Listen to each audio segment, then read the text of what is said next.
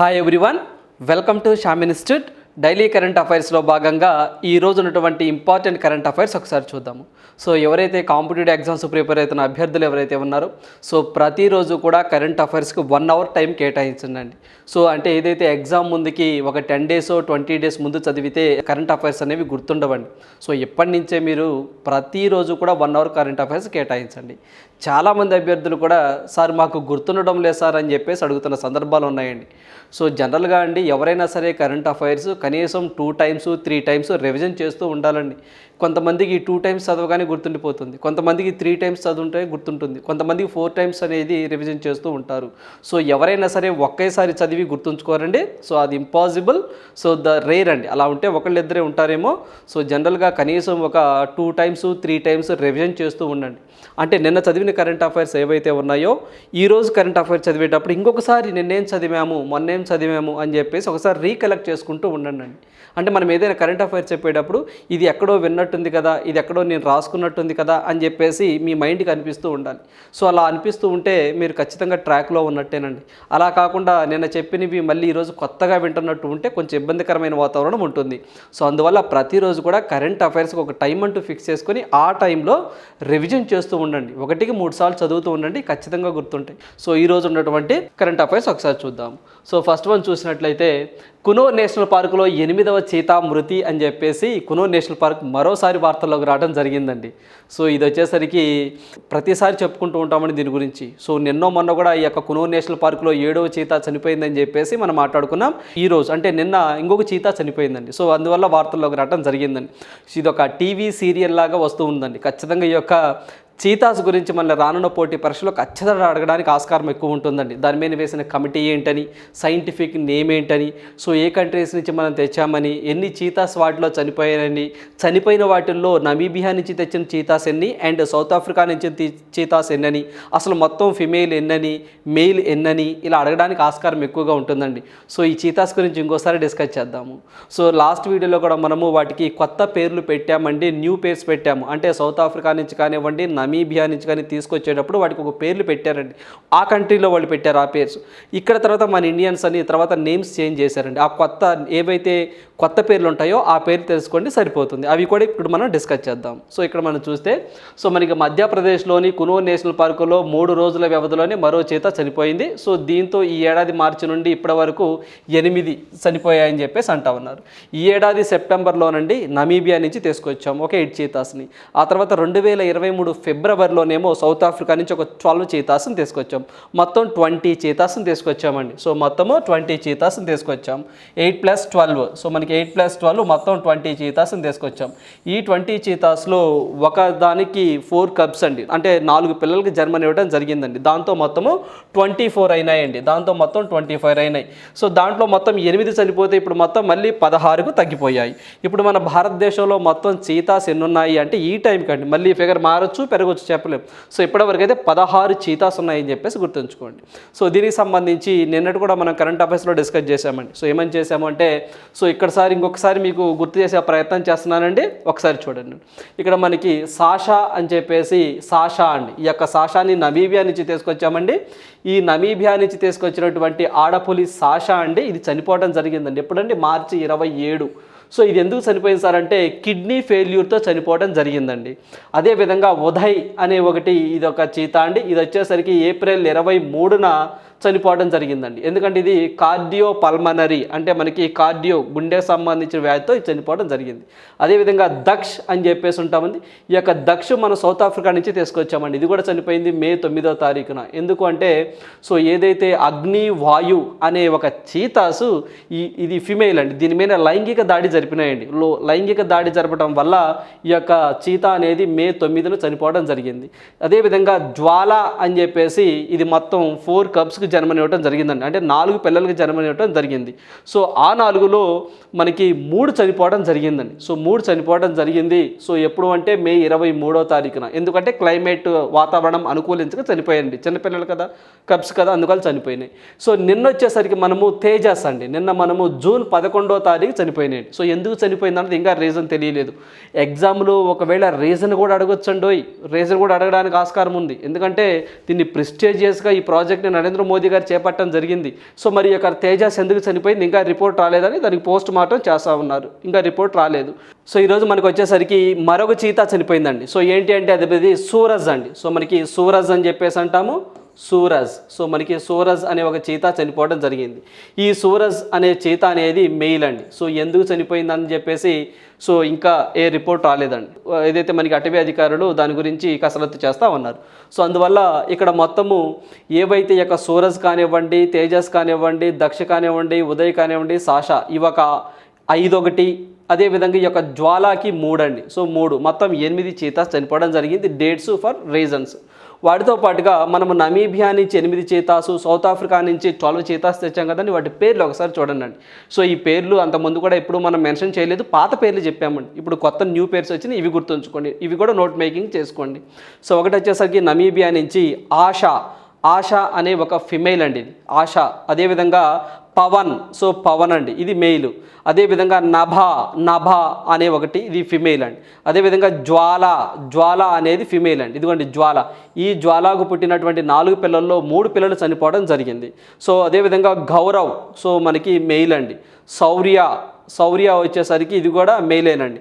అదేవిధంగా ధాత్రి అని చెప్పేసి ఒకటి ఉందండి, ఫిమేల్. ఇంకోటి వచ్చేసరికి ఇదిగోండి సాషా చనిపోవడం జరిగింది. అంటే ఇప్పుడు మనం నమీబియా నుంచి తీసుకొచ్చినటువంటి చీతాస్లో సాషా ఒకటి చనిపోయింది. ఇప్పుడు మనం సౌత్ ఆఫ్రికా నుంచి తెచ్చిన చీతాస్ను మనం చూసినట్లయితే సో మనకి దక్ష అని చెప్పేసి ఇదిగోండి ఇది చనిపోవడం జరిగింది. సో దక్ష ఒకటి చనిపోవడం జరిగిందండి. సో దక్ష చనిపోవడం జరిగింది, ఫిమేల్. అదేవిధంగా మనకి నిర్వా ఫిమేల్ అండి. అదేవిధంగా వాయు అగ్ని, ఈ 2 కూడా మెయిలేనండి. ఈ 2 వాయు అగ్ని, ఈ 2 లైంగిక దాడి చేయటం వల్ల ఏదైతే మనకి యొక్క దక్ష అనే ఒక ఆడచేత చనిపోవడం జరిగిందండి. సో ఈ 2 అగ్ని అండ్ వాయు అనే మెయిల్స్ లైంగిక దాడి చేయటం వల్ల మనకి దక్ష్ అనే ఒక ఆడచీత చనిపోవడం జరిగింది. అదేవిధంగా గామిని అనే ఒక ఫిమేల్, సో మనకి గామిని ఫిమేల్ అండి, చీత. అదేవిధంగా తేజస్ అండి, సో మనకి ఈ తేజస్, సో ఇది చనిపోవడం జరిగిందండి ఒక 3 డేస్ క్రితం. అదేవిధంగా వీర అనే ఒక ఫిమేల్, సూరజ్ అండి, సో ఇది చనిపోవడం జరిగిందండి, ఇది చనిపోవడం జరిగింది ఈరోజు. సూరజ్ చనిపోవడం జరిగిందండి. అదేవిధంగా ధీరా అనేది ఒక ఫిమేల్ అండి. ఉదయ్ కూడా చనిపోవడం జరిగిందండి. సో మనకి ఉదయ్ కూడా చనిపోవడం జరిగింది. అదేవిధంగా ప్రభాస్ అండ్ పవాక్ అండి, PAVAK పవాక్. సో మొత్తం ఈ 12 చీతాస్. ఈ 12లో దక్ష చనిపోయింది, తేజస్ చనిపోయింది, సూరజ్ చనిపోయింది, ఉదయ్ చనిపోయిందండి. ఈ 4 కూడా చనిపోవడం జరిగింది. సో గుర్తుంచుకోండి. వీటిల్లో సాషా చనిపోయింది. కాకపోతే ఇక జ్వాలాకి ఏవైతే మనకి పిల్లలు పెట్టిందో వాటికి అవి చనిపోవడం జరిగిందండి. జ్వాల చనిపోలేదు, వాటి పిల్లలు చనిపోయినాయి 3.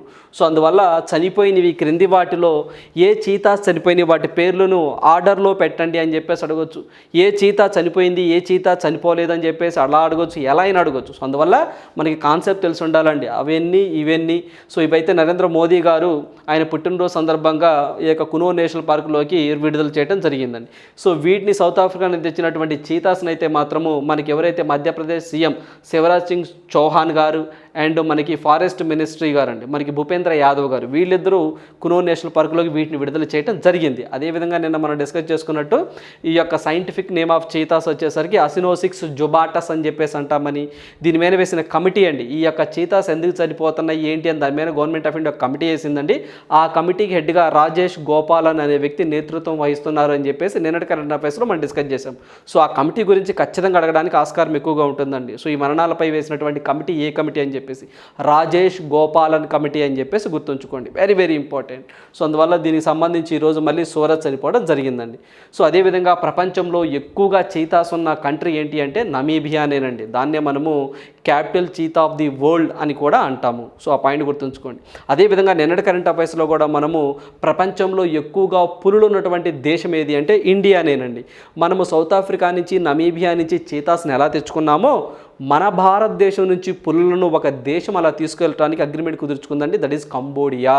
సో మనం కంబోడియా అనే దేశానికి టైగర్స్ని పంపిస్తూ ఉన్నామండి. సో మనం అంటే కంబోడియా దేశంలో పులులు అంతరించిపోతున్నాయి. సో అందువల్ల మన భారతదేశం నుంచి కంబోడియా అనేది పులుల్ని ఇంపోర్ట్ చేసుకోవడానికి MOU కుదుర్చుకోవడం జరిగింది, అంటే ఒప్పందం కుదుర్చుకోవడం జరిగింది మన ఇండియాతో, రైట్. సో ఖచ్చితంగా రానున్న పోటీ పరీక్షలో చీతాస్ గురించి అడగడానికి ఆస్కారం ఉంటుంది, చాలా జాగ్రత్తగా నోట్ మేకింగ్ చేసుకోండి, రైట్. సో నెక్స్ట్ వన్ చూద్దాము. సో నెక్స్ట్ వన్ చూసినట్లయితే 49th ఫౌండేషన్ డే సెలబ్రేషన్స్ అని చెప్పేసి ఈరోజు బిఎస్సి అండి, బాంబే స్టాక్ ఎక్స్చేంజ్ అని చెప్పేసి అంటామండి.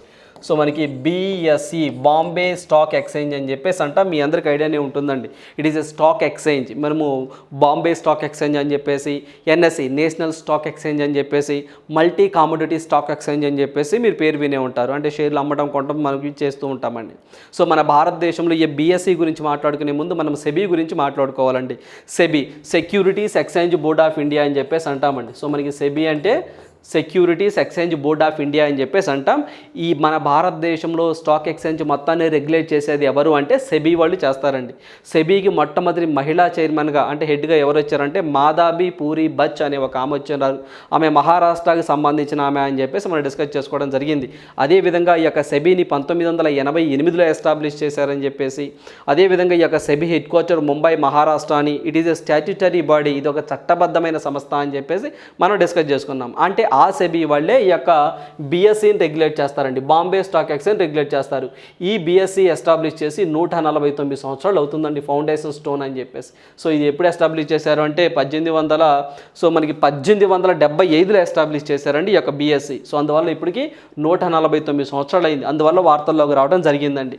సో అసలు ఈ యొక్క బిఎస్సి ఏం చేస్తుందంటే, ఏదైతే it is a stock exchange అండి, ఇది ఒక స్టాక్ ఎక్స్చేంజ్ అని చెప్పేసి గుర్తుంచుకోవాలి. సో దీని బ్యాక్గ్రౌండ్ ఒకసారి చూద్దామండి. సో లాస్ట్ టైం కూడా తెలంగాణ మనకి మెయిన్స్ ఎగ్జామ్లో అండి, సో ఎస్ఐ సంబంధించి మెయిన్స్ ఎగ్జామ్లో ఈ యొక్క బిఎస్సి యొక్క ఇండికేటర్ ఏంటి అని చెప్పేసి అడిగారండి. అంటే సెన్సెక్స్ ఇచ్చి ఇది ఏ స్టాక్ ఎక్స్చేంజ్కి సంబంధించిన ఇండికేటర్ అని చెప్పేసి అడిగిన సందర్భాలు ఉన్నాయి.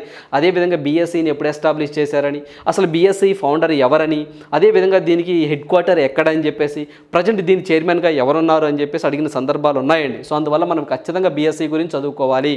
సో ఈ యొక్క బాంబే స్టాక్ ఎక్స్చేంజ్ని 1875లో ఎస్టాబ్లిష్ చేశారండి. సో ఇది ఎస్టాబ్లిష్ని ప్రేమ్చంద్ రాయ్ చంద్ అనే వ్యక్తి దీన్ని ఫౌండర్గా ఉన్నారండి, బాగా గుర్తుంచుకోండి. సో ఎవరండి, ప్రేమ్చంద్ రాయ్ చంద్ అనే వ్యక్తి సో దీన్ని ఎస్టాబ్లిష్ చేయడం జరిగింది 1875లో. దీని యొక్క హెడ్ క్వార్టర్ వచ్చేసరికి మనకి ముంబై మహారాష్ట్ర అని చెప్పేసి అంటామండి. సో అక్కడ ముంబై మహారాష్ట్రతో పాటుగా దానితో పాటుగా మనము దలాల్ స్ట్రీట్ అని చెప్పేసి గుర్తుంచుకోండి. అంటే ఈ యొక్క బాంబే స్టాక్ ఎక్స్చేంజ్ ఉన్నటువంటి వీధి పేరండి. సో ఆ యొక్క వీధి పేరుని మనము దలాల్ స్ట్రీట్ అని చెప్పేసి అంటాం. సో జనరల్గా దలాల్ స్ట్రీట్ అనగానే అంటే దలాల్ స్ట్రీట్ అని చెప్పేసి కింద ఆప్షన్స్ ఉంటాయండి. సో ఎలక్షన్ కమిషన్ ఆఫ్ ఇండియానా, సెబీనా, ఆర్బీఐనా ఇలా అడుగుతూ ఉంటారు. సో దలాల్ స్ట్రీట్ అనగానే మీకు బిఎస్సి, బాంబే స్టాక్ ఎక్స్చేంజ్ గుర్తు రావాలి. అంటే ఈ యొక్క వీధిలో ఉంటుంది ఈ యొక్క బిఎస్సి. అదేవిధంగా దీని ఫౌండర్ మనం డిస్కస్ చేసామండి, ప్రేమ్చంద్ రాయ్ చంద్ అని చెప్పేసి. ఇది దలాల్ స్ట్రీట్ ముంబై మహారాష్ట్ర అని చెప్పేసి మనం డిస్కస్ చేసాం. అదేవిధంగా దీనికి ఓల్డ్ నేమ్, పాత పేరు ఒకటి ఉంటుందండి. సో దీని పాత పేరు మనం చూసినట్లయితే native shares stock brokers association అని చెప్పేసి అంటామండి. దీని యొక్క పాత పేరు.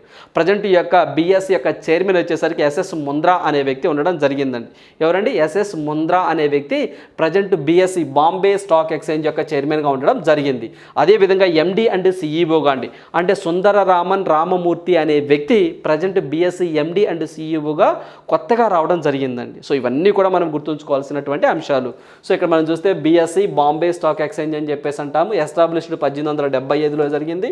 సో ఆ తర్వాత దీని యొక్క ఓల్డ్ నేమ్, పాత పేరండి, native shares stock brokers association అని చెప్పేసి అంటారండి. నేటివ్ అండి, నెగిటివ్ కాదండి, native share and stock brokers association అని చెప్పేసి అంటాము. ఆ తర్వాత దీనికి పేరు మార్చారండి. అయితే ఒక యాక్ట్ తీసుకొచ్చారండి. ఎందుకంటే 1875లో అప్పటికి మనకి స్వతంత్రం రాలేదు కదా. ఆ తర్వాత మనకి 1956లో సెక్యూరిటీస్ కాంట్రాక్ట్స్ యాక్ట్ అండి, సెక్యూరిటీస్ కాంట్రాక్ట్స్ యాక్ట్ మనకి 1956లో యాక్ట్ తీసుకురావడం జరిగిందండి. సో ఆ యాక్ట్ ప్రకారము దాన్ని బిఎస్సి, బాంబే స్టాక్ ఎక్స్చేంజ్గా సో నామకరణం చేశారు. అదేవిధంగా దీని యొక్క చైర్మన్ మనం చూసినట్లయితే ఎస్ఎస్ ముంద్రా గారు ఉండడం జరిగింది. So MD and సిఈఓగా Sundararaman Ramamurthy అనే వ్యక్తి ఉండడం జరిగిందండి. సో ఇవన్నీ కూడా మనం ఖచ్చితంగా నోట్ మేకింగ్ చేసుకోవాలి. ఇవన్నీ కూడా ఖచ్చితంగా మనకి ప్రీవియస్లో అడిగిన సందర్భాలు ఉన్నాయండి. సో అందువల్ల ఈ యొక్క ఫస్ట్ ఇది బిఎస్సి అనగానే ఈ పాయింట్స్ గుర్తు రావాలండి. సో మనకి ముంబై మహారాష్ట్ర దలాల్ స్ట్రీట్ అండి. సో మనకి దలాల్ స్ట్రీట్ అండి, దలాల్ అండి. సో మనకి దలాల్ స్ట్రీట్ అని చెప్పేసి అంటామండి. సో మనకి దలాల్ స్ట్రీట్ అని చెప్పేసి అంటాం. అదేవిధంగా మనం election commission of India building పేరు ఏంటంటే నిర్వచన సదన్ అని చెప్పేసి ఇలా ఉంటాయండి. అందువల్ల దలాల్ స్ట్రీట్ అనగానే బాంబే స్టాక్ ఎక్స్చేంజ్ అని చెప్పేసి మనం గుర్తుంచుకోవాలి. సో ఇప్పుడు మనకి 149th 149వ ఫౌండేషన్ అని చెప్పేసి మనం గుర్తుంచుకోవాలి. నిన్న కూడా మనం కరెంట్ అఫైర్స్లో డిస్కస్ చేసామని. ఏమని డిస్కస్ చేసాము? సో మనకి ఇదొక ఏదైతే మనకి ప్రాజెక్ట్ టైగర్కి సంబంధించిందండి. సో మనకి ఇక్కడ చూస్తే మనకి ప్రాజెక్ట్ టైగర్ కంప్లీట్ అయ్యి 50 years అని చెప్పేసి, అదేవిధంగా ప్రాజెక్ట్ ఎలిఫెంట్, సో మనకి ప్రాజెక్ట్ ఎలిఫెంట్ 30 years అని, అదేవిధంగా సెబీ అండి securities exchange board of India 35 years అని చెప్పేసి, అదేవిధంగా నాబార్డ్ అండి, సో మనకి నాబార్డ్ సో మనకి 42 ఫౌండేషన్ అని చెప్పేసి మనం డిస్కస్ చేసుకోవడం జరిగింది నిన్నటి కరెంట్ అఫైర్స్లో. సో ఇప్పుడు దానికి యాడ్ చేసుకోండి బిఎస్సి బాంబే స్టాక్ ఎక్స్చేంజ్ అని చెప్పేసి అంటాం. 149th 149 సంవత్సరాలు అండి. సో ఇవన్నీ కూడా మనం డిస్కస్ చేసినవే, ఇవి మనం డిస్కస్ చేసామే, దానికి బిఎస్సి కూడా యాడ్ చేసుకోండి. ఇది మనం చూస్తే ప్రాజెక్ట్ టైగర్ అనేది 1973లో దీన్ని తీసుకొచ్చారండి. 50 సంవత్సరాలు కంప్లీట్ అయినాయని చెప్పేసి ఇటీవల కాలంలో ఈ యొక్క ఏదైతే టైగర్ రిపోర్ట్ కూడా ఒకదాన్ని నరేంద్ర మోదీ గారు మైసూర్ కర్ణాటకలో రిలీజ్ చేయడం జరిగిందని మనం డిస్కస్ చేసాం. అదేవిధంగా ప్రాజెక్ట్ ఎలిఫెంట్ అనేది 1992లో తీసుకొచ్చారని చెప్పేసి, దీంట్లో భాగంగానే గజ ఉత్సవ్ అని చెప్పేసి మనకి అస్సాంలో అండి, సో మనకి అస్సాంలో ఉంటుందండి. సో మనకి అస్సాంలో ఏదైతే మనకి ఈ యొక్క కజిరంగా నేషనల్ పార్కులో ఈ యొక్క గజోత్సవం ప్రారంభించారని చెప్పేసి ద్రౌపది ముర్ము గారు మీరు కరెంట్ అఫైర్స్లో చదువుకున్నారు. అంటే 1992లో ప్రాజెక్ట్ ఎలిఫెంట్ని తీసుకురావడం జరిగిందండి. SEBI security exchange board of India వచ్చేసరికి 1988లో దీన్ని స్థాపించారు. 30 సంవత్సరాలు కంప్లీట్ అయినాయి. నాబార్డ్, సో ఇది వచ్చేసరికి 1982లో స్థాపించారండి. సో రీసెంట్గా అమిత్ షా గారు దీని గురించి మాట్లాడారని చెప్పేసి, so national bank for agriculture and rural development అని చెప్పేసి మనం డిస్కస్ చేసుకోవడం జరిగింది. అదేవిధంగా రూరల్ ఇన్ఫ్రాస్ట్రక్చర్ డెవలప్మెంట్ ఫండ్ అని చెప్పేసి ఒక ఫండ్ రెగ్యులేట్ చేసేది ఎవరంటే నాబార్డ్ అని చెప్పేసి. నాబార్డ్ చైర్మన్గా షాజీ కేవీ కేరళకు సంబంధించిన వ్యక్తిని మనం డిస్కస్ చేసుకోవడం జరిగింది. సో వచ్చేసి మొత్తం 42 సంవత్సరాలు కంప్లీట్ అయ్యి, అంటే 42 సంవత్సరంలోకి అడుగు పెట్టడం జరిగిందండి. అదేవిధంగా బిఎస్సి ఇప్పుడు 149th 149 సంవత్సరాలు దీన్ని ఎస్టాబ్లిష్ చేసని చెప్పేసి గుర్తుంచుకోండి. సో అందువల్ల మీరు ఈ కరెంట్ అఫైర్స్ మీరు ప్రతిరోజు వినడం వల్ల మీకు ఖచ్చితంగా లింక్ దొరుకుతుందండి. నిన్నేం జరిగింది, మొన్నేం జరిగింది, ఈ రోజు ఏం జరిగింది, రేపేం జరగబోతుందో కూడా మనం డిస్కస్ చేస్తామన్నాం. ఇవి చూడండి, ఆల్రెడీ నిన్నటి కరెంట్ అఫైర్స్లో మనం డిస్కస్ చేసామంటే ఏమని 50 years ఇలా మ్యాచ్ ద ఫాలోయింగ్ ఇస్తారండి. సో ఇలా ఏవైతే ప్రాజెక్ట్ టైగర్ 50 సంవత్సరాలు ఇలా ఇచ్చి మ్యాచ్ ద ఫాలోయింగ్ అని చెప్పేసి అలా అడుగుతారండి. అలా అడిగినప్పుడు మొన్నటిదాకా మనము ఈ యొక్క అంతకుముందు వీడియోస్లో ప్రాజెక్ట్ టైగర్ ఎలిఫెంట్ మాత్రమే డిస్కస్ చేసాం. ఆ తర్వాత సెబీ వచ్చింది, ఆ తర్వాత నేను నాబార్డ్ వచ్చింది, ఈ రోజు ఏమొచ్చింది బిఎస్సి వచ్చింది, బాంబే స్టాక్ ఎక్స్చేంజ్ వచ్చింది, రేపు ఇంకోటి వచ్చింది అనుకోండి, అక్కడ రాసుకుంటాం. సో ఇలా అప్డేటెడ్గా ఉంటే ఎగ్జామినర్ ఎలా అడిగినా మనం ఆన్సర్ చేయొచ్చండి. సో ఇవి కూడా గుర్తుంచుకోండి. సో నెక్స్ట్ వన్ చూద్దాము. సో మనకి defence ministry and FSSAI signed MOU to promote the use of millets. So మనకి డిఫెన్స్ మినిస్ట్రీ, సో ఎవరైతే ఉన్నారో ప్రజెంట్ రాజ్నాథ్ సింగ్ గారు, అదేవిధంగా ఫసై అంటే food safety and standards authority of India అని చెప్పేసి అంటామండి. Food safety and standards authority of India వీళ్ళిద్దరూ ఒప్పందం కుదుర్చుకున్నారు. దేని మీద ఒప్పందం కుదుర్చుకున్నారంటే యూజ్ ఆఫ్ మిల్లెట్స్, ఈ యొక్క ఏవైతే తృణధాన్యాలు ఉంటాయో ఈ తృణధాన్యాల యొక్క వాడకాన్ని పెంచాలి అని చెప్పేసి 2 MOU చేసుకోవడం జరిగింది. సో ఏంటి సార్ అంటే ఏదైతే డిఫెన్స్ మినిస్ట్రీకి సంబంధించి ఈ ఆర్మీ కానివ్వండి, వీళ్ళు ఉంటారు, ఈ వ్యక్తులు ఉంటారో మన ఈ యొక్క ఆర్మీలు, వీళ్ళ యొక్క ఫుడ్లో ఈ మిల్లెట్స్ యొక్క వాడకాన్ని ఎక్కువగా, అంటే వాళ్ళకి ఫుడ్ ప్రొవైడ్ చేసే విషయంలో ఇవి ఎక్కువగా వాడాలి అని చెప్పేసి ఫసై వాళ్ళు ఈ యొక్క మినిస్ట్రీ వాళ్ళతో టైఅప్ అవ్వడం జరిగింది. సో ఏవైతే వాళ్ళ యొక్క న్యూట్రిషన్ లెవెల్స్ కానివ్వండి, ఏదైతే బలం, పోషకాహారం కానివ్వండి మిల్లెట్స్లో ఎక్కువగా ఉంటాయి కాబట్టి మన ఆర్మీ వాళ్ళకి వీటిని ప్రొవైడ్ చేయండి అని చెప్పేసి ఏది food safety standards authority of India వాళ్ళతో డిఫెన్స్ మినిస్ట్రీ MOU చేసుకోవడం జరిగింది. సో ఇక్కడ మనకి ఫసై వచ్చింది కాబట్టి ఈ ఫసై గురించి మనం ఒకసారి డిస్కస్ చేద్దామండి. చాలా ఎగ్జామ్లు అడిగిన సందర్భాలు ఉన్నాయి. ఫుల్ ఫామ్ చూడండి, ఫసై అంటే food safety and standards authority of India అని చెప్పేసి అంటాం. సో దీని యాక్ట్ ఎప్పుడు వచ్చింది సార్ అంటే 2006లో దీని యాక్ట్ వచ్చిందండి. సో ఇది ఎప్పటి నుంచి ఫోర్స్లోకి వచ్చింది సార్ అంటే 2008 నుంచి ఫోర్స్లోకి రావడం జరిగిందండి. సో దీని యొక్క హెడ్ క్వార్టర్ వచ్చేసరికి ఢిల్లీ అండి. సో దీని యొక్క హెడ్ క్వార్టర్ వచ్చేసరికి ఎక్కడ ఉంటుంది, ఢిల్లీలో ఉండటం జరుగుతుంది. It is a statutory body, గుర్తుంచుకోండి. ఇది ఏ సంస్థ అంటే ఇట్ ఈస్ అడ్వైజరీ బాడీయా, కాన్స్టిట్యూషనల్ బాడీయా, చట్టబద్ధమైన సంస్థ అంటే ఇట్ ఈస్ ఏ చట్టబద్ధమైన సంస్థ, it is a statutory body అని చెప్పేసి మనం గుర్తుంచుకోవాలి. అదేవిధంగా ఈ ఫసై ఏ మినిస్ట్రీ కింద పనిచేస్తుందంటే ministry of health and family welfare కింద పనిచేస్తుందండి. Ministry of health and family welfare కింద పనిచేస్తుంది. ప్రజెంట్ మనకి ministry of health and family welfare ఎవరున్నారంటే మన్సుఖ్ మాండవ్య అనే వ్యక్తి ఉండడం జరిగింది. సో అదేవిధంగా దీని యొక్క CEO అండ్ MD అండి. దీని యొక్క హెడ్ ఎవరున్నారు అంటే గంజి కమలవర్ధన్ రావు అని చెప్పేసి అంటామండి. సో అతను హెడ్గా ఉండడం జరిగింది, గంజి కమలవర్ధన్ రావు. సో మనకి గంజి కమలవర్ధన్ రావు గారు దీనికి CEOగా ఉండడం జరిగింది. జరిగింది. సో గుర్తుంచుకోండి, ఇది ఫసాయికి సంబంధించి. ఇది ఎందుకు వార్తల్లోకి వచ్చిందంటే డిఫెన్స్ మినిస్ట్రీతో మిల్లెట్స్లో ఒప్పందం కుదుర్చుకుంది. సో జనరల్గా ఇలాంటివి ఎగ్జామ్లు ఎక్కువగా అడుగుతూ ఉంటారండి. ఇటీవల కాలంలో ఫసాయి ఏ మినిస్ట్రీతో ఒప్పందం కుదుర్చుకుందంటే జనరల్గా డిఫెన్స్ మినిస్ట్రీ అంటే మనం నమ్మమండి, ఎందుకంటే డిఫెన్స్కి సంబంధించింది. అంటే మనం జనరల్గా హెల్త్ మినిస్ట్రీయా లేకపోతేనేమో మినిస్ట్రీ ఆఫ్ ఎర్త్ అండ్ సైన్సా ఇలా అడుగుతూ ఉంటారండి, లేకపోతే రూరల్ డెవలప్మెంట్ మినిస్ట్రీయా ఇలా అడుగుతారు. జనరల్గా మనం రూరల్ డెవలప్మెంట్ అని ఎక్కువగా ఆన్సర్ మన గెస్సింగ్ అలా వస్తుందండి. డిఫెన్స్ సైడ్ ఇది మనకి శాస్త్ర సాంకేతిక రంగాలకు సంబంధించింది. సో ఇదే చూసినట్లయితేనేమో ఇదేదో ఫుడ్కు సంబంధించింది, మ్యాచ్ ఉంటుంది కదా, మనం అలా కూడా అనుకుంటామండి. ఖచ్చితంగా ఇలాంటివి ఎగ్జామినర్లు ఎక్కువగా ఫోకస్ చేస్తూ ఉన్నాడు. సో అందువల్ల ఈ యొక్క ఏదైతే మనకి ఫసాయితో food safety standards authority of ఇండియాతో డిఫెన్స్ మినిస్ట్రీ వాళ్ళు టైఅప్ అయ్యారు. ఎందుకంటే సో మన ఆర్మీ కూడా ఈ యొక్క ఏవైతే వాళ్ళకి ఫుడ్ ప్రొవైడ్ చేస్తామో వాళ్ళ యొక్క ఫుడ్లో ఈ యొక్క మిల్లెట్స్ వాడకాన్ని ఎక్కువగా ఉండాలి అని చెప్పేసి గవర్నమెంట్ ఆఫ్ ఇండియా యొక్క భావన. సో దానివల్ల ఈ యొక్క ఫసాయి గురించి మనం తెలుసుకోవడం జరిగిందండి. దాని యాక్ట్ దాన్ని ఎప్పుడు ఇది చట్టబద్ధమైన కాదా అని చెప్పేసి మనం మాట్లాడుకోవడం జరిగింది. ప్రజెంట్ దానికి గంజి కమలవర్ధన్ రావు అనే వ్యక్తి ఫసాయికి సో ఎండి అండ్ సియుగా రావడం జరిగింది. సో దాంతోపాటుగా మనం మిల్లెట్స్ అంటే 2023 సంవత్సరాన్ని అంతర్జాతీయ చిరుధాన్యాల దినోత్సవంగా డిక్లేర్ చేయడం జరిగిందండి. ఇంటర్నేషనల్ ఇయర్ ఆఫ్ మిల్లెట్స్ అండి, తృణధాన్యాలండి. సో మనకి మిల్లెట్స్ మనకి తృణధాన్యాలు అని చెప్పేసి అంటామండి. తృణధాన్యాలు ఈ యొక్క వాడకాన్ని అంటే ఈ యొక్క మిల్లెట్స్ని ఇంటర్నేషనల్ ఏరియా ఆఫ్గా డిక్లేర్ చేయడం జరిగింది 2023కి సంబంధించి. అదే మన భారతదేశం అయితే మాత్రం నేషనల్ మిల్లెట్స్ ఆఫ్ ఇయర్గా ఎప్పుడు డిక్లేర్ చేసిందంటే 2018 సంవత్సరాన్ని డిక్లేర్ చేయడం జరిగింది. అదేవిధంగా ఈ యొక్క ఏవైతే మనకి ఈ యొక్క మిల్లెట్స్ వాడకాన్ని బాగా పెంచాలని చెప్పేసి కూడా నరేంద్ర మోదీ గారు G7 సమావేశంలో మాట్లాడటం జరిగిందండి. Very very important. మన G7 సమావేశం అనేది మనకి జపాన్ హిరోషిమాలో జరిగింది. సో అక్కడ ఆ సమావేశంలో నరేంద్ర మోదీ గారు ఏమని మాట్లాడాడు అంటే సో ఏదైతే మనకి పర్యావరణ మార్పులకు సంబంధించి కానివ్వండి, ఆహార భద్రతకు సంబంధించి కానివ్వండి, అదేవిధంగా న్యూట్రిషన్ లెవెల్స్కి సంబంధించి అంటే పోషకాహార లోపాలకు సంబంధించి కానివ్వండి, నీటి ఎద్దడికి సంబంధించి కానివ్వండి, వీటన్నిటికీ పరిష్కార మార్గాలకి ఒకే ఒక మార్గం సో మనకి తృణధాన్యాలకు వాడకాన్ని పెంపొందించుకోవాలి. అంటే తృణధాన్యాలకు వాడకాన్ని అదేవిధంగా ఉత్పత్తిని మనం పెంచాలి అని చెప్పేసి నరేంద్ర మోదీ గారు G7 సమావేశంలో మాట్లాడటం జరిగింది. ఎందుకంటే వాటిలో న్యూట్రిషన్ లెవెల్స్ ఎక్కువగా ఉంటాయి, వాటర్ అనేది చాలా తక్కువగా అవసరం అవుతుంది, ఏ క్లైమేట్లో అయినా అవి పెరుగుతాయండి. అందువల్ల తృణధాన్యాల్లో వాడకాన్ని బాగా పెంచాలని చెప్పేసి నరేంద్ర మోదీ గారి యొక్క భావన. సో G7లో కూడా తృణధాన్యాల గురించి మాట్లాడటం జరిగింది. సో ఈ సంవత్సరం 2023ని ఇంటర్నేషనల్ ఇయర్ ఆఫ్ మిల్లెట్స్గా డిక్లేర్ చేయడం జరిగింది. అదేవిధంగా డిఫెన్స్ మినిస్ట్రీతో ఈరోజు ఫసాయి వాళ్ళు MOU చేసుకోవడం జరిగింది. రైట్. సో నెక్స్ట్ వన్ చూద్దాము. సో మన ministry of textile and Gujarat government signed MOU to set up PM Mitra park in the Navsari district అండి. ఇది వచ్చేసరికి నవసారి అండ్ గుజరాత్. సో మనకి గుజరాత్లో నవసారి డిస్టిక్లో మనకి మిత్రా పార్క్ అని చెప్పేసి ఒక పార్క్ పెట్టబోతున్నారు. ఈ పార్క్ పెట్టబోతున్న సందర్భంగా గుజరాత్ గవర్నమెంట్ మినిస్ట్రీ ఆఫ్ టెక్స్టైల్తో MOU కుదుర్చుకోవడం జరిగింది. MOU means memorandum of understanding, తెలుగులో మనం ఒప్పందము అని చెప్పేసి అంటామండి. సో లాస్ట్ టైం ఈ యొక్క మిత్రా గురించి కూడా తెలంగాణ గ్రూప్ 1 ఎగ్జామ్లో అడగడం జరిగింది. అదేవిధంగా తెలంగాణ గ్రూప్ 4 ఎగ్జామ్లో అడగడం కూడా జరిగిందండి. సో ఖచ్చితంగా రానున్న పోటీ పరీక్షల్లో ఈ మిత్రా స్కీమ్ ఫుల్ ఫామ్ అంటే ఏంటి, ఈ మిత్రా స్కీమ్ ఏ మినిస్ట్రీ కింద పనిచేస్తుంది, ఈ మిత్రా స్కీమ్లో భాగంగా మొత్తం ఎన్ని టెక్స్టైల్ పార్క్ను భారతదేశంలో ఎస్టాబ్లిష్ చేయాలని చెప్పేసి అనుకుంటున్నారు.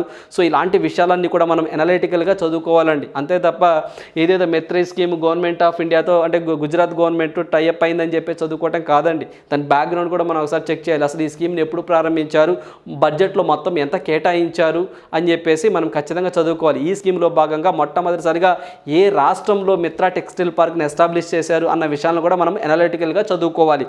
అలా చదువుకున్నప్పుడు మాత్రమే ఈ స్కీమ్ గురించి ఏమైనా అడిగితే మనకి ఖచ్చితంగా ఆన్సర్ చేయడానికి ఆస్కారం ఉంటుంది. సో ఇక్కడ మనం చూసినట్లయితే ఇదైతే మనకి యొక్క మిత్రా ఫుల్ ఫామ్ చూద్దామండి. PM మిత్రా అంటే prime minister. So mega. So మనకి PM మిత్రా అంటే ఫుల్ ఫామ్ చూద్దాము. సో ప్రధానమంత్రి అండి. సో మనకి ప్రధానమంత్రి mega integrated textile regions and apparel అని చెప్పేసి అంటామండి.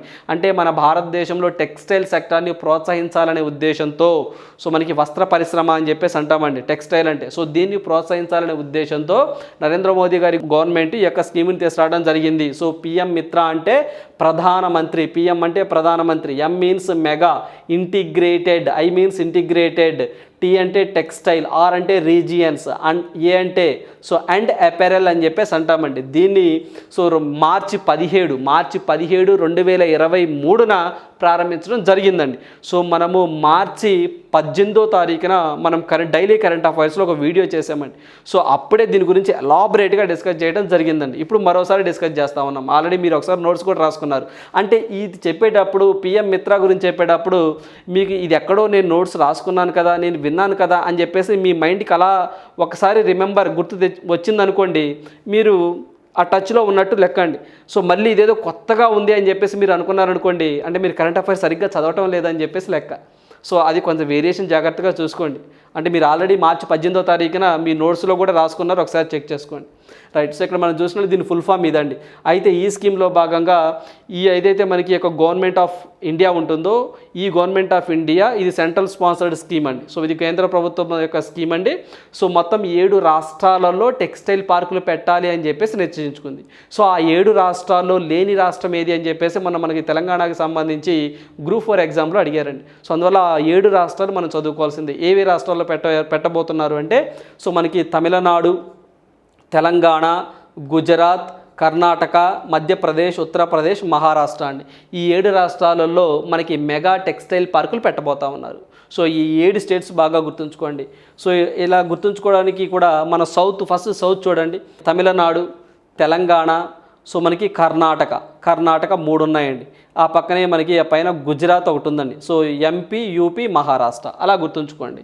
మొత్తం 7 రాష్ట్రాలు. అయితేనండి ఈ 7 రాష్ట్రాల్లో మొట్టమొదటిసారిగా ఏ రాష్ట్రంలో టెక్స్టైల్ పార్కును పెట్టారు అలా కూడా అడుగుతారండి. మొట్టమొదటిసారిగా సో మనకి తమిళనాడులో పెట్టారని గుర్తుంచుకోండి. తమిళనాడు తర్వాత సెకండ్ ఎక్కడ పెట్టారు సార్ అంటే కర్ణాటకలో పెట్టారండి, గుర్తుంచుకోండి. కర్ణాటకలో పెట్టారు. ఇప్పుడు అంటే ఇలాంటి వాటిని మొత్తం 7 రాష్ట్రాల్లో పెడతామన్నారు. ఈరోజు గుజరాత్ వాళ్ళు MOU చేసుకోవడం జరిగిందండి. అందువల్ల వార్తల్లోకి రావడం జరిగింది. అదేవిధంగా ఇక్కడ మనకి 5 Fs అని చెప్పేసి ఉంటాయండి. ఎఫ్ అంటే వాటి యొక్క మీనింగ్స్ ఏంటి, ఒక ఆర్డర్లో పెట్టండి అని ఎగ్జామ్లో అడగడానికి ఆస్కారం ఉంటుందండి. ఎఫ్ అంటే ఏంటో చూద్దాము. అంటే ఎఫ్ మీన్స్ అంటే ఏవైతే ఈ యొక్క టెక్స్టైల్ రంగాన్ని ప్రోత్సహించడంలో భాగంగా farm to fibre, fibre to fabric, fabric to fashion, fashion to foreign అని చెప్పేసి ఇది 5 F'లని గుర్తుంచుకోండి. ఖచ్చితంగా రానున్న పోటీ పరీక్షలు అడగడానికి ఆస్కారం ఉంటుంది. 5 F'లు ఏంటి అని చెప్పేసి 5 F అండి. F means farm to fibre, fibre to fabric, fabric to fashion, fashion to foreign. అంటే ఏం లేదండి. సో మనం దీన్ని ఫామ్ చేయాలి అని చెప్పేసి, అంటే ఉత్పత్తి చేయాలి. ఫామ్ చేయాలి మీన్స్ తయారు చేయాలి. అదేవిధంగా ఫైబర్ సృష్టించి ఏం చేయాలి, ఫ్యాబ్రిక్. సో దాన్ని ఒక వస్త్రంలాగా తయారు చేయాలి. దాన్ని ఏం చేయాలి, చాలా అందంగా ఫ్యాషన్గా చేయాలి. చేసి ఏం చేయాలి, ఫారెన్ ఎక్స్పోర్ట్ చేయాలి. సో అంటే దాని మీనింగ్లో వచ్చే విధంగా 5 F's ఉన్నాయి, గుర్తుంచుకోండి.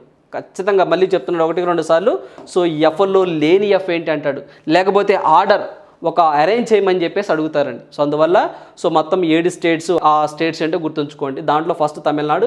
సో మనకి ఆ టెక్స్టైల్ పార్క్ని ఎస్టాబ్లిష్ చేయడం జరిగిందండి. అదేవిధంగా 5 F's గుర్తుంచుకోండి. దాని ఫుల్ ఫామ్ గుర్తుంచుకోండి. ఎప్పుడు దీన్ని ఎస్టాబ్లిష్ చేశారు ఈ స్కీమ్ అంటే మార్చి 17, 2023. ఇది ఏ మినిస్ట్రీ కింద పనిచేస్తుంది సార్ అంటే ministry of textile. Present ministry of textile ఎవరున్నారంటే పీయూష్ గోయల్ గారు ఉండడం జరిగింది.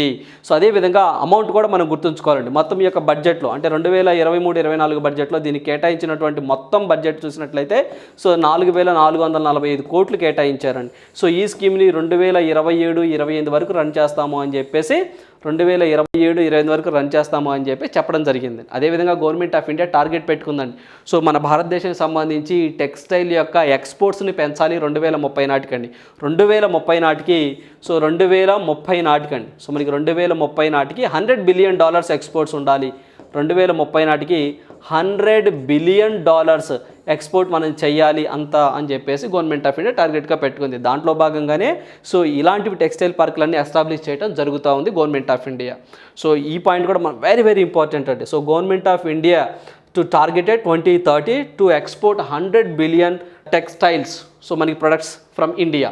సో అందువల్ల మన భారతదేశం నుంచి 2030 నాటికి సో ఏవైతే మనకి ఈ యొక్క టెక్స్టైల్ యొక్క ఎక్స్పోర్ట్స్ అనేవి $100 బిలియన్ ఉండాలని చెప్పేసి లక్ష్యంగా పెట్టుకోవడం జరిగింది. అవేంటి కొన్ని టార్గెట్స్ ఉంటాయండి గవర్నమెంట్ ఆఫ్ ఇండియా టార్గెట్స్. 2030 అనగానే సస్టైనబుల్ డెవలప్మెంట్స్ మొత్తం 17 ఉంటాయండి. సుస్థిర అభివృద్ధి లక్ష్యాలు అని చెప్పేసి 17 ఉంటాయి, వాటిని అచీవ్ చేయాలి. అదేవిధంగా 2030 అనగానే 500 గిగావాట్స్ రెన్యూబుల్ సోర్సెస్ని చేయాలి అని చెప్పేసి టార్గెట్గా పెట్టుకోవడం జరిగింది. సో ఇలాంటివి కూడా ఉంటాయండి. అందువల్ల ఈ ఎక్స్పోర్ట్స్ కూడా పెంచాలని టార్గెట్గా పెట్టుకోవడం జరిగింది. సో ఇంత కాన్సెప్ట్ మీరు ఎలాబరేట్గా చదువుకోవాలండి. రైట్. సో నెక్స్ట్ వన్ చూద్దాము. సో నెక్స్ట్ వన్ చూసుకున్నట్లయితే తెగిన తలను తిరిగి అతికించారు అని చెప్పేసి న్యూస్లో రావడం జరిగిందండి. సో జనరల్గా ఇజ్రాయెల్ మరోసారి వార్తల్లోకి రావడం జరిగిందండి. సో ఇజ్రాయెల్ మరోసారి వార్తల్లోకి రావడం మీద జరిగింది అంటే ఏం చెప్పుకున్నామండి, లాస్ట్ టైం కూడా అక్కడ ఏదైతే Israel prime minister Benjamin Netanyahu అని చెప్పేసి ఉన్నారండి, అక్కడ ఈ యొక్క ఏదైతే మనకి ఏదైతే న్యాయ వ్యవస్థకి కొన్ని మార్పులు చేయాలని చెప్పేసి ఇటీవల కాలంలో పార్లమెంటు ప్రాథమికంగా ఆమోదించింది అని చెప్పేసి మనం కరెంట్ అఫైర్స్లో డిస్కస్ చేసుకోవడం జరిగిందండి. అంటే ఏవైతే అక్కడ న్యాయ వ్యవస్థ అనేది ప్రజెంట్ ఇప్పటిదాకా స్వతంత్ర న్యాయ వ్యవస్థగా ఉందండి. ఇప్పుడు అట్లా కాకుండా సో ఎవరైతే అక్కడ సుప్రీంకోర్టుగా అండి, సో మనకి అక్కడ సుప్రీంకోర్టుగా న్యాయమూర్తులుగా ఉండాలి అంటే ఆ దేశంలో ప్రధాని ఎవరు నియమిస్తే వాళ్ళేనండి. సో ఇలా కొత్తగా చట్టాన్ని తీసుకొస్తున్నారు ఇజ్రాయెల్లో. అందువల్ల దాని యొక్క స్వతంత్ర దెబ్బతింటుందని చెప్పేసి అక్కడ ఇజ్రాయెల్లో గొడవలు జరుగుతూ ఉన్నాయని చెప్పేసి నిన్నటి కరెంట్ అఫైర్స్లో డిస్కస్ చేయడం జరిగిందండి. సో ఆ యొక్క ఏవైతే యొక్క పార్లమెంటు ప్రాథమికంగా దాన్ని సూత్రప్రాయంగా ఆమోదించడం జరిగింది, నిపుణులకు పంపించారు. సో వాళ్ళు కూడా ఓకే చేశారనుకోండి, ఆ చట్టం ఓకే అవుతుంది. అప్పుడు ఏంటి అంటే ఈ యొక్క సీనియారిటీస్ కానివ్వండి ఇలా ఉండకుండా సో బెంజమిన్ నెతన్యాహు గారు ఇతను సుప్రీంకోర్ట్ ఆఫ్ ఇజ్రాయెల్ అంటే ఇంక అతనేనండి. అంటే ఈ యొక్క సుప్రీంకోర్టు యొక్క చీఫ్ జస్టిస్ను నియమించే అధికారము స్వతంత్రంగా ఉండాలి తప్ప ఈ యొక్క ఏదైతే మనకి పిఎంలకి ప్రెసిడెంట్ ఉండకూడదని చెప్పేసి వాళ్ళ భావన, అలా గొడవ జరుగుతుంది. అందువల్ల ఇజ్రాయెల్ వార్తల్లోకి రావడం జరిగింది. సో ఇజ్రాయెల్ పిఎంగా బెంజమిన్ నెతన్యాహు 3వ వ్యక్తి అని చెప్పేసి మనం డిస్కస్ చేసుకోవడం జరిగిందండి. 3వసారి రావటం, వ్యక్తుల్లో అయితే 9వసారి అని. సో ఇతను వ్యక్తుల్లో అయితే 9 అండి. సో ఇతనైతే మాత్రం ప్రధానిగా 3వసారి చేస్తున్నాడు అని చెప్పేసి మనం డిస్కస్ చేసుకోవడం జరిగింది. ఆ పాయింట్ ఆఫ్ గుర్తుంచుకోండి ఇజ్రాయెల్ అనగానే. అదేవిధంగా ఈ యొక్క ఇజ్రాయెల్ అనగానే లాలాజలంతో ప్రెగ్నెన్సీ టెస్ట్ని తయారు చేసే ఒక కిట్ని కూడా ఇజ్రాయెల్ శాస్త్రవేత్తలు తయారు చేశారని చెప్పేసి మనం కరెంట్ అఫైర్స్లో డిస్కస్ చేసుకోవడం జరిగిందండి. ఆ పాయింట్ కూడా గుర్తుంచుకోండి. ఇప్పుడు ఇజ్రాయెల్ మరోసారి వార్తల్లోకి వచ్చింది. సో ఇక్కడ మీరు పిక్లో చూస్తున్నట్టు బాబు అండి, ఇతని పేరు వచ్చేసరికి హసన్ అండి. సో ఈ హసన్ అనే బాలుడు ఆడుకుంటూ రోడ్ యాక్సిడెంట్ అవ్వడం వల్ల ఒక కారు ఢీకొనటం వల్ల సో ఏవైతే ఈ యొక్క తల మ్యాక్సిమం 99% తెగిపోయిందండి. సో జస్ట్ ఒక వెన్నుముక్క వెనకైతే బ్యాక్ సైడ్ దాంతో మాత్రమే ఆగిపోయింది. సో ఇతన్ని హాస్పిటల్ తీసుకెళ్తే అతి కష్టం మీద సర్జరీ చేసి మళ్ళీ ఏవైతే తెగిపోయిన ఆ తల ఉంటుందో ఆ తలను అతికించారండి. చూడండి ఎంత గ్రేట్, మ్యాక్సిమం పోయిందండి, 99% మొత్తం పోయిందండి. జస్ట్ ఈ బ్యాక్ ఏదైతే మనకి వెన్నుముక్కకి అది జాయింట్ అయి ఉంటుందండి. సో అది కొంత మాత్రమే ఉందండి బాబుది. సో దగ్గర 2-3 నెలలు ప్రయత్నం చేసి సర్జరీలు చేసి ఆ బాబుని బతికించడం జరిగింది. సో అందువల్ల బాబు పేరు గుర్తుంచుకోండి, పర్టికులర్గా దేశం గుర్తుంచుకోండి ఇజ్రాయెల్. అదేవిధంగా దానికి సంబంధించిన సర్జన్ అండి. సో మనకి ఎవరైతే ఇక్కడ కనిపిస్తున్నారో మీకు సర్జను, అతని పేరు గుర్తుంచుకోండి సరిపోతుంది. అతని పేరు ఏంటో చూద్దాం. హాస్పిటల్ పేరు కూడా గుర్తుంచుకోవాలండి. ఇక్కడ మనం చూస్తే బాబు పేరు హసన్ అండి, హసన్. సో జెరూసలంలోని హద్సా ఈన్ కేరవ్ హాస్పిటల్ పేరండి ఇది. హద్సా, ఈ హాస్పిటల్ పేరు కూడా గుర్తుంచుకోండి అండి. సో మనకి హద్సా ఈన్ కేరవ్ అనేది హాస్పిటల్. దాంట్లో మనకి సర్జన్, ఆర్థోపెడిషన్గా పనిచేస్తున్న సర్జన్ అండి. సో ఇతనికి సర్జరీ చేశాడు. సో అతని పేరు గుర్తుంచుకోండి, వహద్ ఈనామ్ అనే డాక్టర్ పేరు గుర్తుంచుకోవాలి. హద్సా ఈన్ కెరమ్ అనే హాస్పిటల్ పేరు గుర్తుంచుకోవాలి. సో ఏ కంట్రీ అంటే ఇజ్రాయెల్ అని చెప్పేసి గుర్తుంచుకోండి. సో ఆ బాబు పేరు గుర్తుంచుకోండి, హసన్ అని చెప్పేసి. ప్రపంచంలో మొట్టమొదటిసారిగా ఇలా జరగడం అని చెప్పేసి మనకి న్యూస్ రావడం జరిగింది. రైట్. సో నెక్స్ట్ వన్ చూద్దాం. మండిటెండల జూన్. సో ఏదైతే మనకి గత 174 సంవత్సరాలలో సో జూన్ మంత్లోనే లాస్ట్ మంత్లో అత్యధికంగా ఉష్ణోగ్రతలు నమోదు అయ్యాయి అని చెప్పేసి మనకి నాసా వాళ్ళు చెప్పడం జరిగిందండి. అందువల్ల న్యూస్లో రావడం జరిగింది.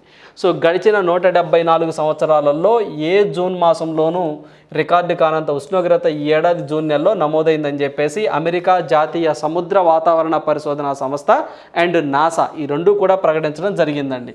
సో ఏంటంటే అది జాతీయ సముద్ర వాతావరణ పరిశోధన సంస్థ NOAA వాళ్ళు అండ్ నాసా వాళ్ళు దీన్ని ప్రకటించడం జరిగింది. సో 20వ శతాబ్దంలో భూమిపై సగటు ఉష్ణోగ్రత 15.5 సెల్సియస్ డిగ్రీలుగా కాగా ఈ జూన్లో దానికన్నా 1.05 డిగ్రీలు ఎక్కువగా ఉష్ణోగ్రతలు నమోదైంది అని చెప్పి చెప్తా ఉన్నారు. సో ఏముంది సార్ 1.05 ఏమో అనుకున్నారండి, చాలా ఎక్కువ అండి ఇది. సో అదేవిధంగా మనకి COP28 సమావేశాలు జరుగుతున్నాయి, మీకు ఐడియానే ఉంటుందండి. సో దాంట్లో ప్రజెంట్ మనకి 1.5 డిగ్రీల సెల్సియస్ కాడికి తక్కువగానే ఉండాలి అంటే తక్కువగా ఉండాలి తప్ప ఉష్ణోగ్రతలు ఎక్కువగా ఉండకూడదు. అలా ఉంటే ఇబ్బందులు అవుతాయని చెప్పేసి మనము COP27 COP28 సదస్సులు. సో COP27 అయితే మాత్రం మనకి ఈజిప్ట్ షర్మ్ ఎల్ షేఖ్లో జరిగిందండి. COP28 అనేది UAEలో జరగబోతుంది. సో ఆ సమావేశంలో ఉష్ణోగ్రతలు కట్టడి చేయాలని మాట్లాడుకుంటూ ఉంటారండి. సో మరి చూడాలి ఏం జరిగిద్దో. సో దీనికి సంబంధించి ఈ పాయింట్ గుర్తుంచుకోండి, జూన్ అని చెప్పేసి గుర్తుంచుకోండి. ఈ 173 సంవత్సరాల్లోనే జూన్లో ఎక్కువగా ఉష్ణోగ్రతలు నమోదయ్యాయని చెప్పి చెప్పడం జరిగింది. రైట్. సో నెక్స్ట్ వన్ చూద్దాం.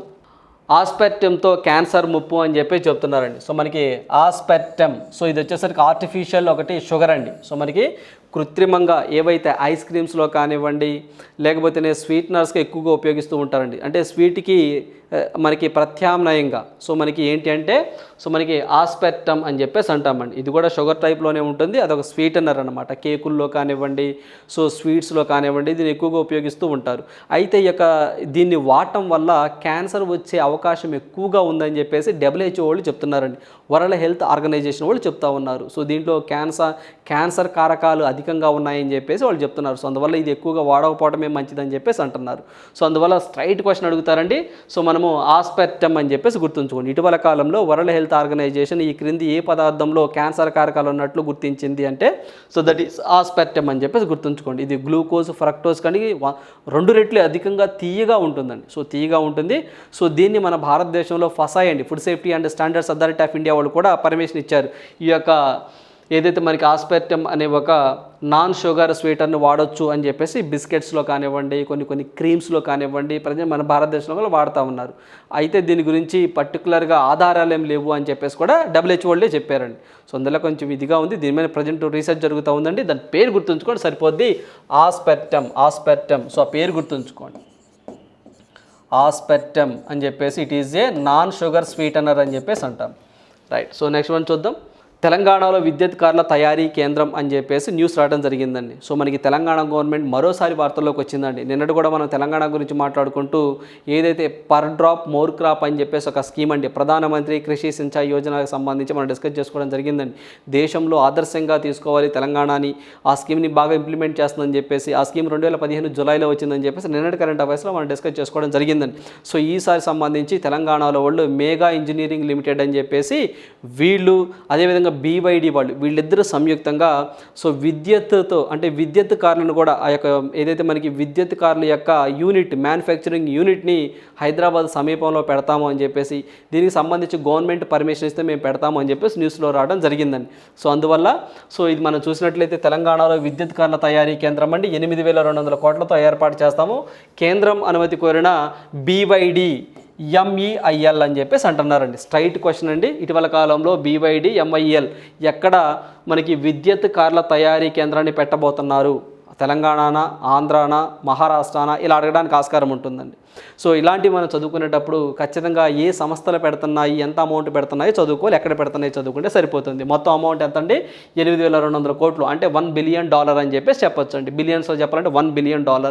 సో అదేవిధంగా మనకి ఏదైతే కేంద్రం అనుమతి కోరిన BYD, సో అదేవిధంగా MEIL అని చెప్పేసి దీని అబ్రివేషన్ గుర్తుంచుకోండి. మనకి Meghu engineering and infrastructure limited అని చెప్పేసి అంటామండి. సో వీళ్ళు ఎక్కువగా మౌలిక సదుపాయాల్లో పెట్టుబడులు పెడతా ఉంటారు.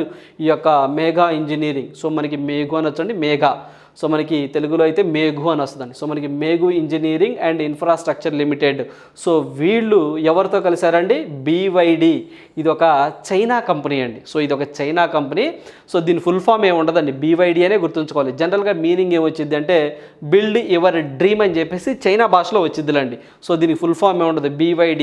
ఇది ఏం చేస్తాం సార్ అంటే బ్లేడ్లు తయారు చేస్తూ ఉంటుందండి. అదేమండి మనము షేవ్ చేసుకునేటప్పుడు బ్లేడ్స్ ఉంటాయి చూసారండి, ఆ బ్లేడ్స్ని తయారు చేసేటువంటి కంపెనీ ఇది, చైనాకి సంబంధించింది.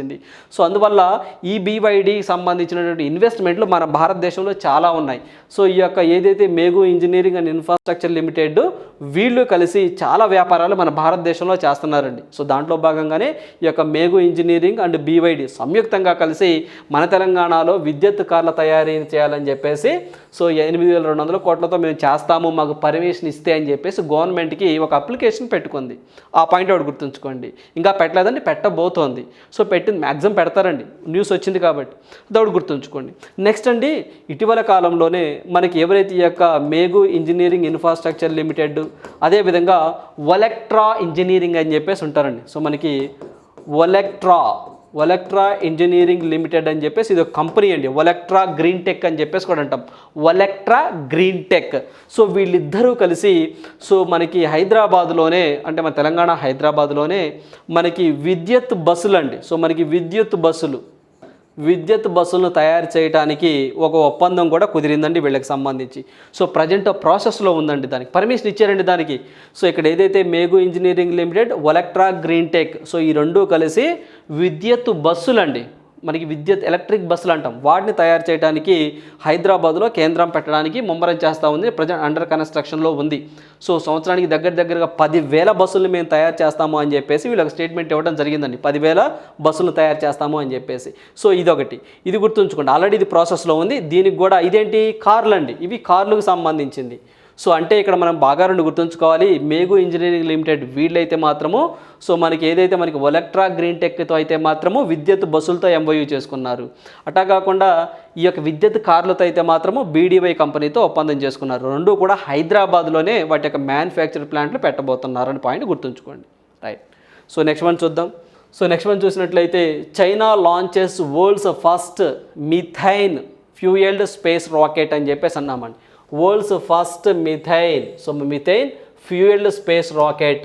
సో ఏదైతే ఇది ఇక్కడ మనం చూసినట్టు రాకెట్ ఉంటుందో దీంట్లో మిథైన్ ఎక్కువగా వాడారంటండి. సో మిథైన్, అందువల్ల దీని పేరు గుర్తుంచుకోండి. సో ఇచ్చరికి ఈ యొక్క రాకెట్ పేరు అండి. సో మనకి జూక్వే 2, సో మనకి జూక్వే 2 అండి. సో పేరు అంతేనండి. సో మరి చైనా వాడు కదా, పేరు అలానే ఉంటుందండి. సో మనకి జూక్వే 2 అని చెప్పేసి ఆ రాకెట్ అని చెప్పేసి గుర్తుంచుకోండి. The rocket successfully delivered A test payload in to the synchronous orbit, the first in the world to make such the achievement.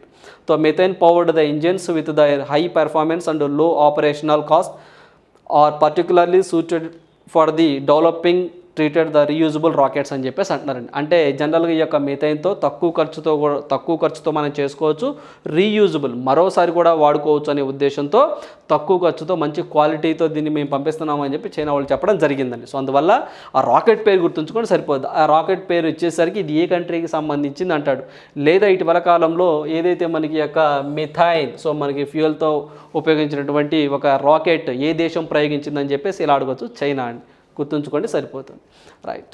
So next one చూద్దామండి. So Jammu and Kashmir CS launches mobile Dost app. So Jammu and Kashmir government అనేది mobile Dost app అని చెప్పేసి ఒక యాప్ని తీసుకురావడం జరిగిందండి. Jammu and Kashmir secretary chief secretary ఎవరైతే ఉన్నారో అతని పేరు వచ్చేసరికి అరుణ్ కుమార్ గారు అండి. సో మనకి అరుణ్ కుమార్ గారు మొబైల్ దోస్త్ యాప్ని రిలీజ్ చేయడం జరిగిందండి. సో ఏం చేస్తారు సార్ అంటే ఏవైతే మనకి గవర్నమెంట్ వెల్ఫేర్ స్కీమ్స్ ఉన్నాయో అవన్నీ కూడా ఆ యాప్లో పొందుపరిచారండి. అంటే ఆ యాప్ ఇన్స్టాల్ చేసుకోగానే జమ్మూ అండ్ కాశ్మీర్ గవర్నమెంట్ ఎటువంటి స్కీమ్స్ రన్ చేస్తుంది, ఎవరి కోసం ఏ స్కీమ్ రన్ చేస్తుంది ఏంటి, సో ఆ యొక్క యాప్లోనే మనం ఎలిజిబిలిటీ ఉంటే అప్లై చేసుకోవడం అవన్నీ కూడా ఆ యాప్లోనే దొరుకుతాయి. సో అందువల్ల ఇటు provides access to all government services directly. అంటే ఏవైతే గవర్నమెంట్ సర్వీసెస్ ప్రొవైడ్ చేస్తుందో అవన్నీ కూడా ఆ యాప్లో నిక్షిప్తమై ఉంటాయండి.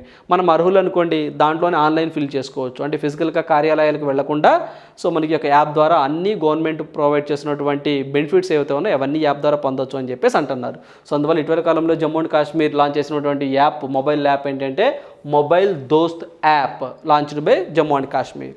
రైట్. సో నెక్స్ట్ వన్ చూద్దాం.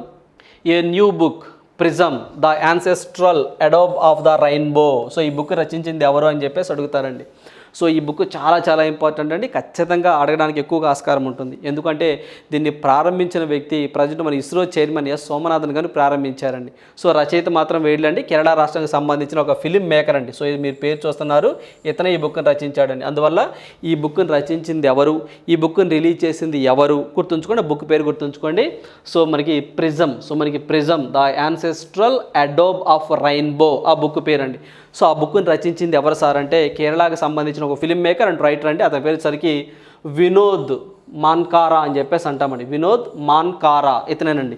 సో మనకి వినోద్ మాన్కారా అనే వ్యక్తి రచించారు. సో రిలీజ్ చేసింది ఎవరు అంటే ఎస్ సోమనాథన్, ఇస్రో చైర్మన్ ఎవరైతే ఉన్నారో అతను రిలీజ్ చేయడం జరిగిందండి.